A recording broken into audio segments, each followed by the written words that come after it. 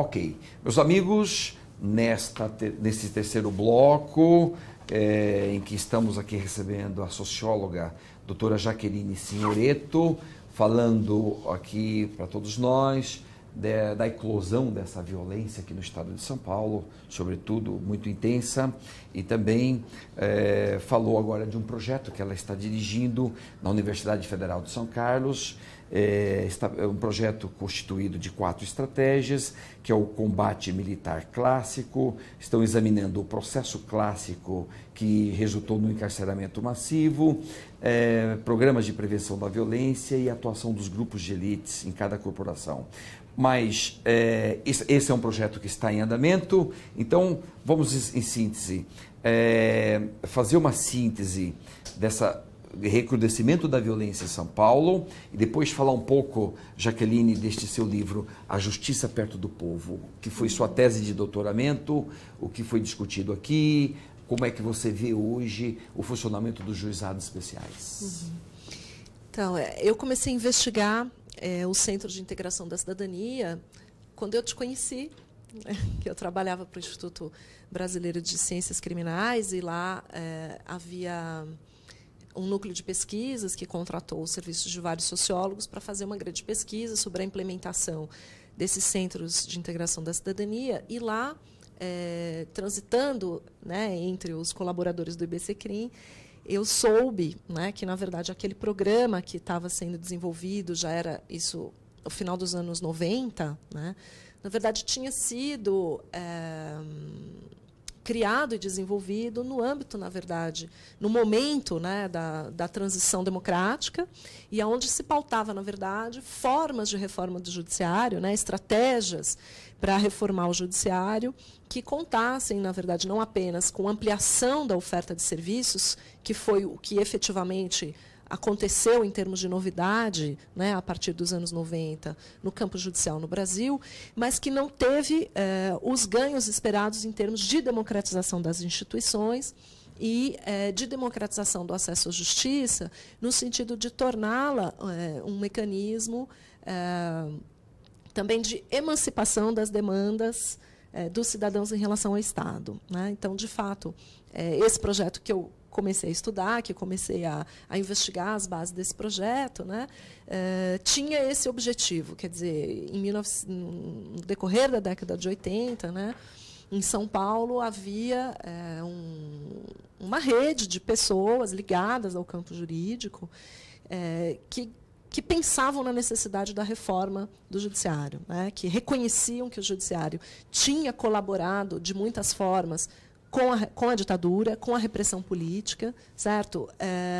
Simplesmente porque ele defendia a sua neutralidade, né? Ou porque aceitou julgar presos políticos e aceitou que o processo criminal pudesse ser utilizado, né, para combater a divergência de opinião política no país, certo?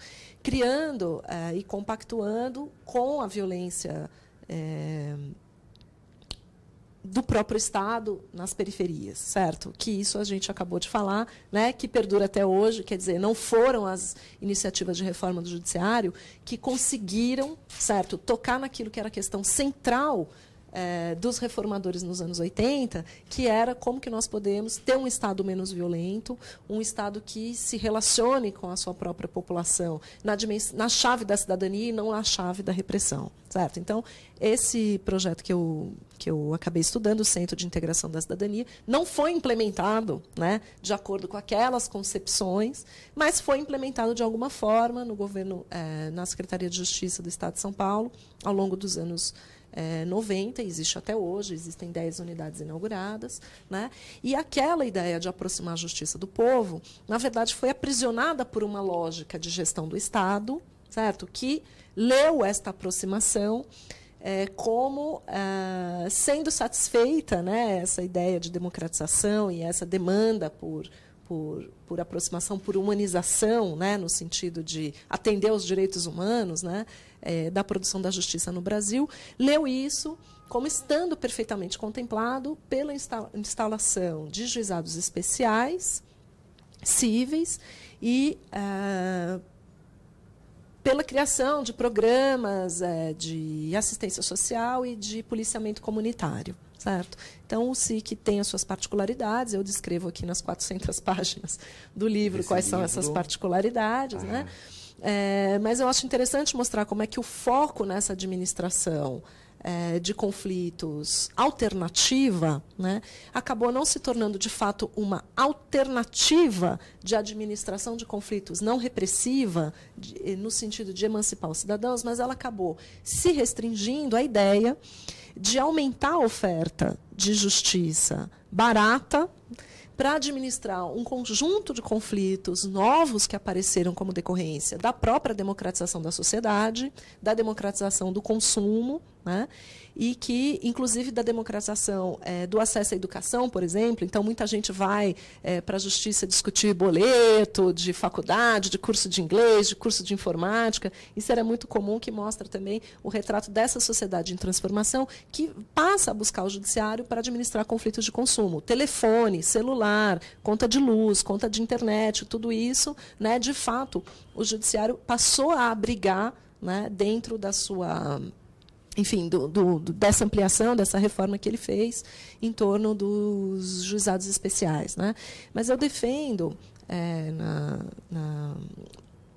por conta dos dados que eu recolhi na minha pesquisa, né, eu fiquei em campo por mais de 6 anos observando esses juizados e esse programa como um todo, que me mostrou que, na verdade, isso não é uma alternativa no sentido de oferecer alguma coisa diferente daquilo que vinha sendo oferecido, mas, na verdade, é uma entrada subalterna, que aqueles que estavam, né, que tinham tido as suas demandas historicamente excluídas do Poder Judiciário, podem passar a acessar, né, mas por que eu estou chamando de uma porta subalterna?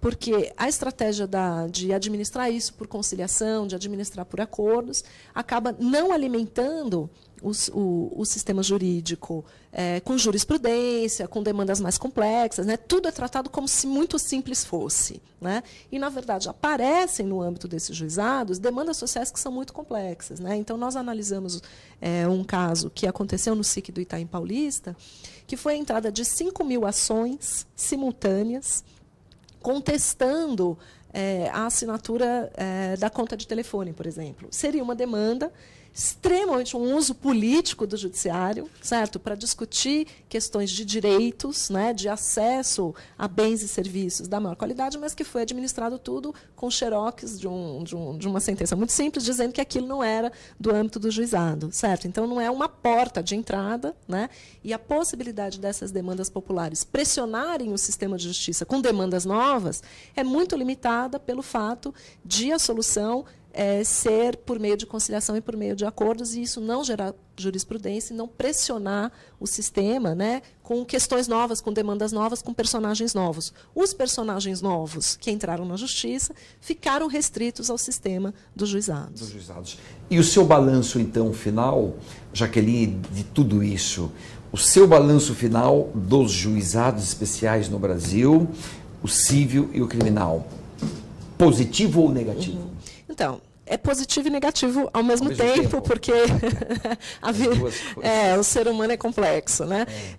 É positivo no sentido de ter acolhido, certo, dentro do Estado e ter pressionado o judiciário para realizar algumas reformas, aumentar o seu investimento em áreas onde ele realmente não dava prioridade. Né? Então, atende muita gente. Né? Hoje é muito comum você encontrar pessoas que moram na periferia que já foram ao juizado, que conhecem o juizado, que sabem dos seus direitos, que foram tentar se informar para saber como é. Né? Então, isso é positivo. Esse é um movimento interessante que deve ser encorajado, que deve ser ampliado. O que eu acho que é negativo é esta característica subalterna que o próprio Tribunal de Justiça, né, e vamos dizer assim, o pensamento jurídico brasileiro, né, relega a essa porta de entrada. Quer dizer, é um sistema subalterno que não vai pressionar o sistema geral. Né? Os próprios juízes não sentem que eles estão fazendo a atividade mais importante da magistratura. Né? Trabalhar no juizado para começo de carreira, certo? E depois a ideia é migrar daquilo, é deixar aquele público, é deixar aquele tipo de causa. Né?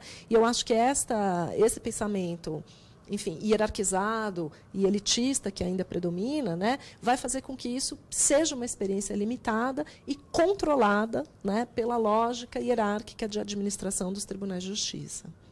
Isso é também com a cabeça dos juízes que eles entram, que é uma cabeça muito jurídica. Não existe, durante a faculdade, uma formação para mediação, resolução de conflitos e tudo. A faculdade de Direito é eminentemente jurisprudencialista, dogmática, né? Estuda normas penais, ou normas civis, normas constitucionais.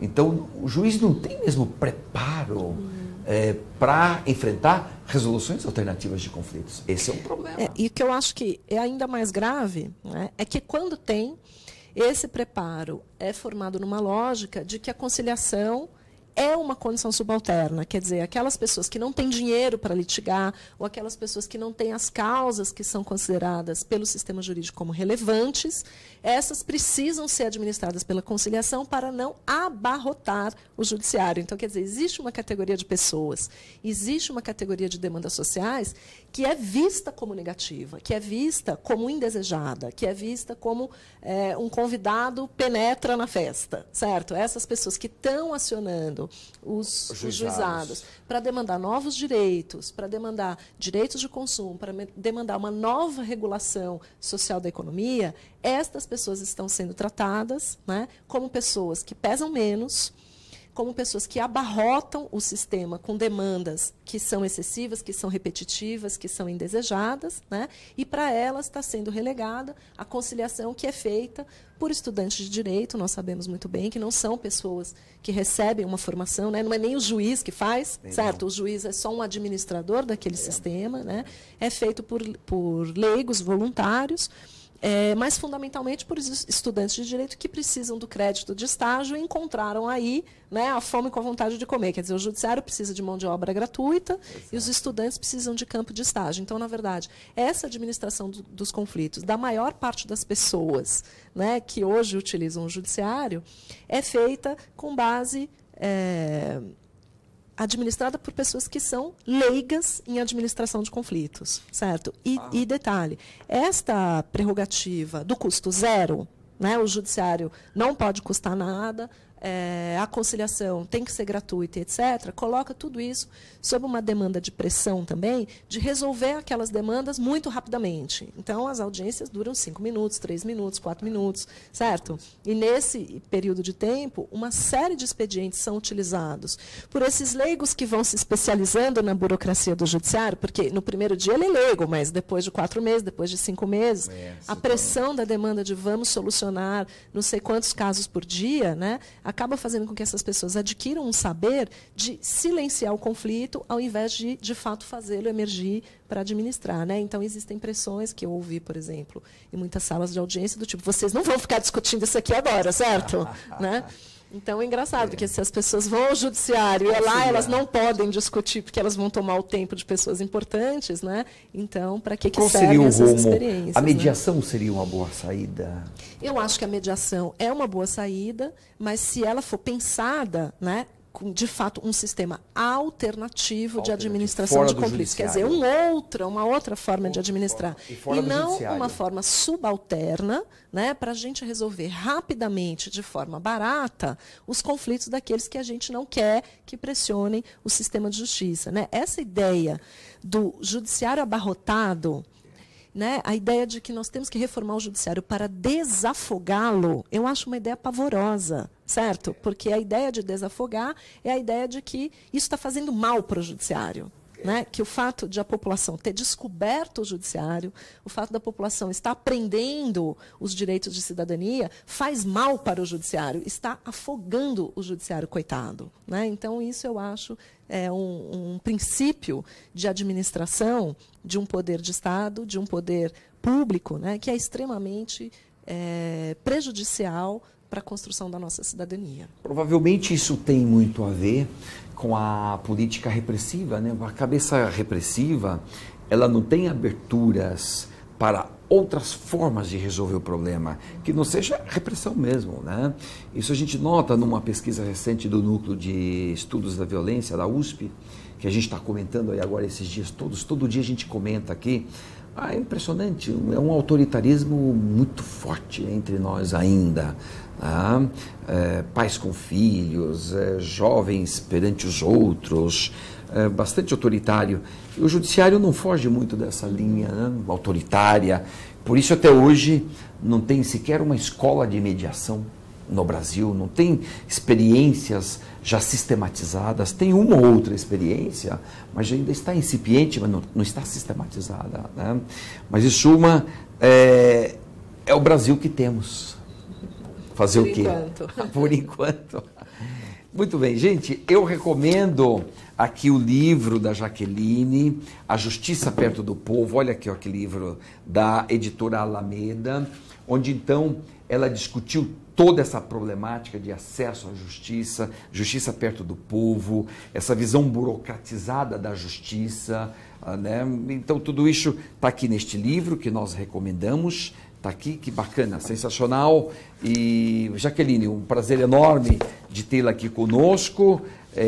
Todo meu. Nosso Tertúlias Criminológicas continua à sua disposição para divulgar outros livros, os seus projetos agora, que você está colocando em prática lá na Federal de São Carlos, com seus acadêmicos e seus alunos, que isso tudo prossiga e que a gente, em outra ocasião, outra vez vamos discutir novamente outros assuntos e com certeza isso vai acontecer. Muito obrigado, Jaqueline. Muito obrigada.